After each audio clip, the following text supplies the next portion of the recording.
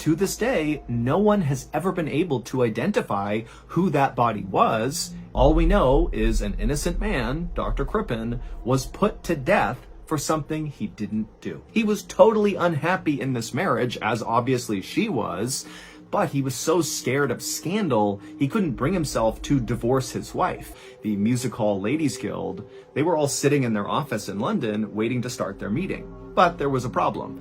Belle, who was their treasurer and therefore needed to be at this meeting, was not at this meeting. And so after they sat in this office for a while, just waiting, they finally heard a knock on the door. And standing outside is Dr. Crippen's assistant, this young woman named Ethel, and she was carrying a letter and a package in her hands. And so when they had finished reading this letter and seeing the contents of this package, the members of this guild just kind of looked at each other, not really sure what to do. The letter was written by Dr. Crippen, and he was telling the members of this guild that unfortunately one of Belle's family members back in America had fallen ill, and so Belle had to go back to America and take care of this person, and she'd be gone for at least several months. About 3 weeks later, Clara, that worked with Belle at their charity, and the rest of the Ladies Guild members hosted their annual ball. Dr. Crippen would show up to this ball, and he would not show up alone, and it caused a bit of an outrage. On Dr. Crippen's arm was very obviously his date,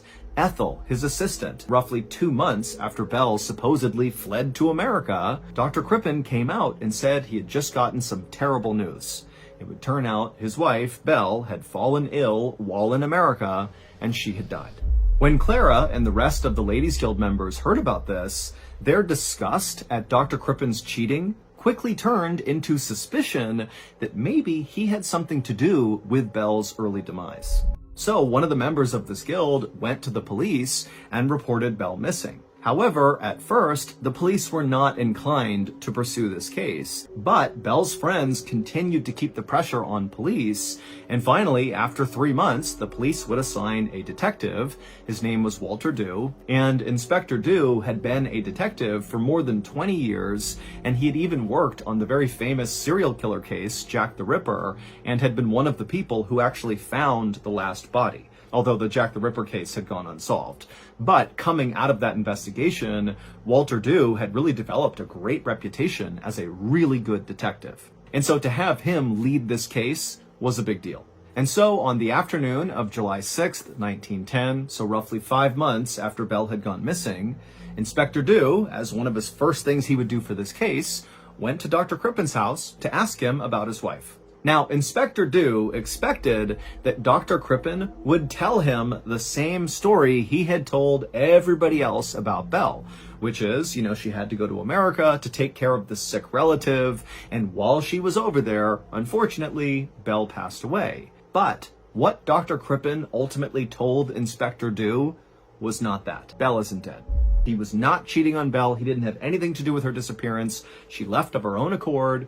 And here he was. And so after Dr. Crippen explained all this to the inspector, Dr. Crippen just put his face in his hands and just looked so ashamed and embarrassed, to the point where Inspector Dew really believed Dr. Crippen. I mean, this is a guy who has just poured his soul out about some of the most embarrassing things of his entire life, so he's got to be telling the truth. Also, Inspector Dew couldn't help but think to himself that Dr. Crippen was this little kind of passive-seeming guy who did not really seem capable of killing somebody else. He had big bulging eyes and huge glasses he wore, and his job was he basically sat inside of a dentist's office and mixed medicines for the dentist. But at the same time, Inspector Dew could definitely see a woman like Belle leaving Dr. Crippen the way that she did.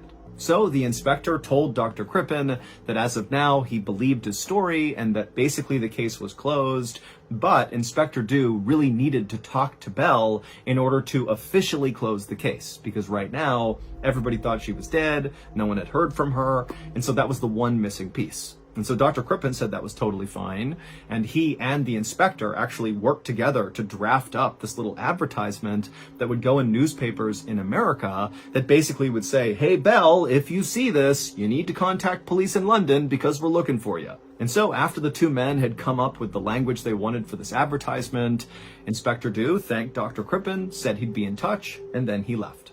But 5 days later, when Inspector Dew went to follow up with Dr. Crippen, he discovered that Dr. Crippen and his new lover, Ethel, his assistant, were both gone, and nobody knew where they were. And this changed everything about the Bell case. Inspector Dew sent physical descriptions to all the newspapers and police stations all across Europe, and also he made a note to check all the ships that were bound for America in case Dr. Crippen and Ethel had decided to flee Europe that way. And while this big manhunt was just getting underway, police descended on Dr. Crippen's beautiful 3-story home on a quiet street, and they went inside and they tore apart everything, but they found nothing suspicious. But at some point, as Inspector Dew kind of turned the corner at the base of the basement stairs, he noticed the bricks that were laying in front of the fireplace that was in the basement just looked a little bit off. And he grabs a poker, one of the pokers you use to move the logs around in a fire. As he went along, hitting each of these bricks,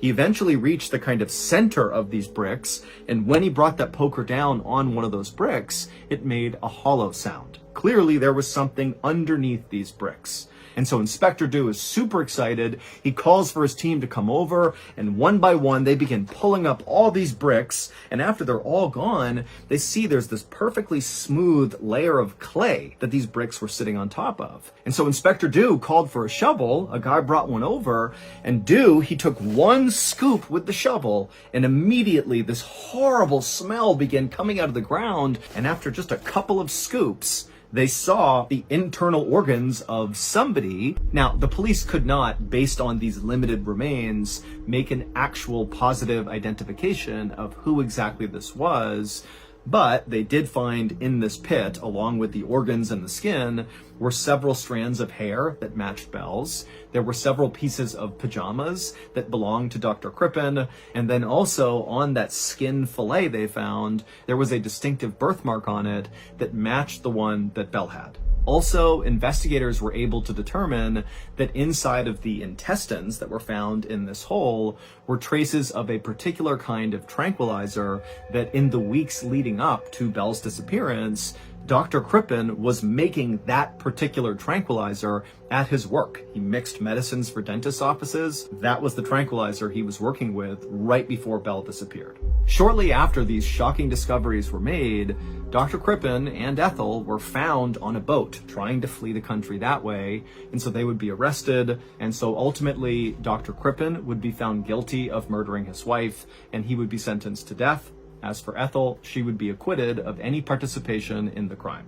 However, 100 years later, in 2010, a forensic scientist from Michigan State University fished out a piece of tissue from the remains found in Dr. Crippen's basement that had been preserved inside of a London museum. Now, this murder case had been officially closed since 1910, but the bizarre details of this case had never really fully made sense to a lot of people. Like, they didn't understand how or why Dr. Crippen had successfully disposed of his wife's head, her arms, her legs, all her bones. Those are all gone. Nobody ever found those. But he decided to keep her organs and her skin buried in his basement under loose bricks. That doesn't make any sense. Also, if Dr. Crippen killed his wife by poisoning her, which is what is suggested from all that tranquilizer that was found in her intestines, that basically he her, then why did he dismember her afterwards? The reason killers often kill with poison is because it makes the victim's death look a bit more natural. Whereas if you mutilate someone's body, then obviously someone did it and you're calling suspicion on yourself. And so did Dr. Crippen poison his wife and then just throw that out the window and mutilate her body anyways? It just didn't make sense. So this forensic scientist from Michigan State University decided he was finally going to get some answers to this case. And so what he did is he compared the DNA from the tissue he dug out to the DNA of one of Bell's grand nieces. And when he compared the two, he saw they didn't match, which meant the body that was found in Dr. Crippen's basement was not Bell's. But that wasn't even the weirdest part. It was determined, following this test by this forensic scientist, that the body in Dr. Crippen's basement wasn't even female. It was a male. But to this day, no one has ever been able to identify who that body was, and Bell was never found. All we know is an innocent man, Dr. Crippen, was put to death for something he didn't do.